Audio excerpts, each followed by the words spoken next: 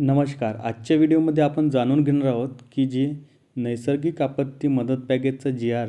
गव्हर्नमेंटने 9 ऑक्टोबर 2025ला काढला होता, त्यामध्ये काही बदल करण्यात आलेले आहे.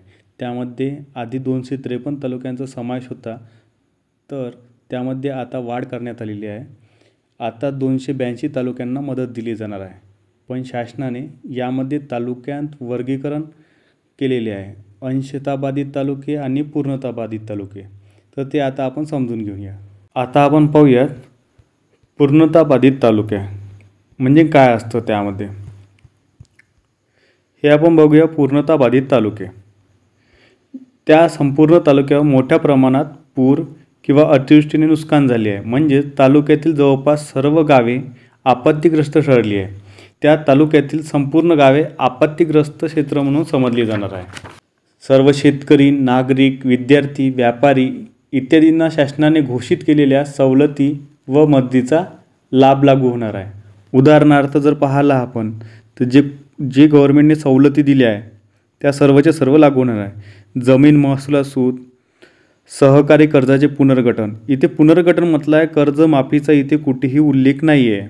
इथे फक्त पुनर्गठन म्हणजे तुम्हाला त्या जे कर्ज घेतलं आहे त्या कर्जाचे हप्ते पाडून मिळेल आणि शेतीशी निगडीत कर्जाच्या वसुली स्थगिती देणार आहे.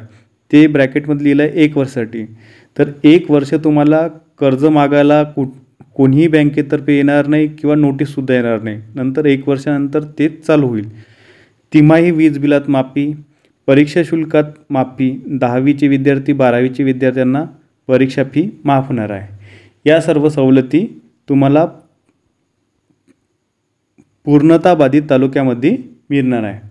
तर दुसरं पाहू अंशतः बाधित तालुके. अंशतः बाधित तालुके म्हणजे इथे काय आहे तर त्या तालुक्यात फक्त काही भाग, काही गावे, काही क्षेत्र पूरग्रस्त आहे, संपूर्ण तालुका नाही. अशा तालुक्यांमध्ये फक्त प्रत्यक्ष नुकसान झालेल्या गावांना व भागांना सवलती लागू होतात.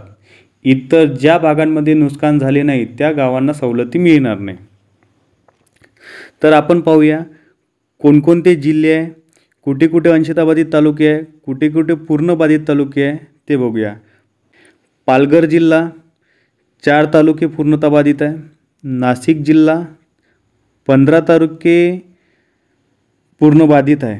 त्यामधले 3 तालुके हे अंशतः बाधित म्हणून दिले आहे. धुळेमध्ये 3 तालुके हे अंशतः बाधितमध्ये आहे. पूर्णतः बाधितमध्ये कुठलाही तालुका नाही. जळगाव इथे 13 तालुके पूर्ण बाधित दिलेले आहे. अहिल्यानगरमध्ये 3 तालुके अंशतः बाधित, तर बाकीचे जे आहे ते पूर्णतः बाधित दिलेले आहे. पुणेमध्ये 2 तालुके अंशतः बाधित दिले आहे. सोलापूरमध्ये 11 तालुके पूर्ण बाधित आहे. सांगलीमध्ये 1 तालुका अंशतः बाधित आहे, तर बाकी जे तालुके आहे पूर्ण बाधित आहे. सातारा, कोल्हापूर, छत्रपती संभाजीनगर, जालना, बीड, लातूर, धाराशिव, नांदेड तालुका आधीच्या जी.आरमध्ये वगळण्यात आला होता, पण आता तो पूर्णतः बाधितमध्ये पूर्ण 16च्या 16 तालुके त्यांनी टाकलेले आहे. नंतर परभणी जिल्हा, हिंगोली, बुलढाणा, अमरावती, अकोला, वाशिम, यवतमाळ जिल्ह्याचे 16चे 16 तालुके पूर्णतः बाधितमध्ये टाकलेले आहे.